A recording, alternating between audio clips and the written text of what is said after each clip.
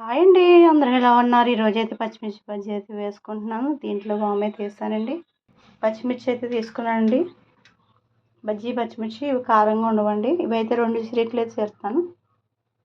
చూడండి, శనగపిండి అయితే వేసాను. దీంట్లో సాల్ట్ వేసానండి. తినే సోడా అయితే వేసాను కొద్దిగా. వామ్ వేసాను. ఇవన్నీ కూడా బాగా కలుపుకుందామండి నీళ్ళు పోసుకుని. చూడండి, ఒక్క కాయ 2 చిరీకులు చీరానండి. అలా చేసుకోవాలండి.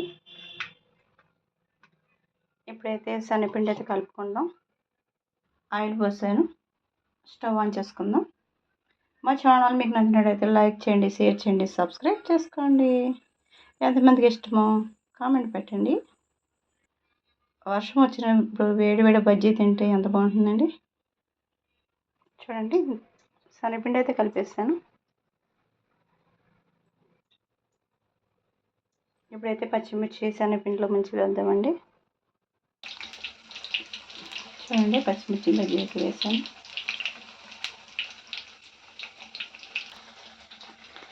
చూడండి, మీకు నచ్చితే ఉత్తి తినేయచ్చండి, లేకపోతే ఉల్లిపాయ నిమ్మరసం వేసుకుని ఉప్పు వేసుకుని కలిపి పెట్టుకుని తింటే చాలా టేస్టీగా ఉంటుందండి.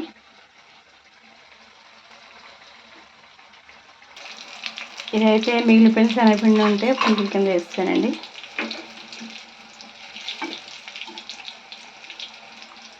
చూడండి, పచ్చిమిరపకాయ బజ్జీ అయితే రెడీ అయిపోయింది. ఇవైతే పచ్చిమిరపకాయ ముక్కలు కోసి నూనెలో వేపించానండి.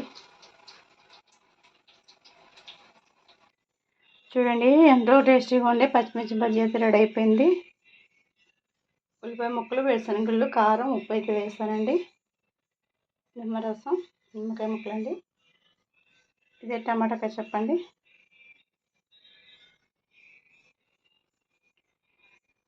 మా ఛానల్ సపోర్ట్ చేయండి. Thank you for watching. మీరు కూడా ఒకసారి ట్రై చేయండి. ఇవైతే పచ్చిమిరపకాయలు బజ్జీ వేసి ముక్కలు కోసి వేపించాను. ఇవి అయితే చాలా బాగుంటాయండి.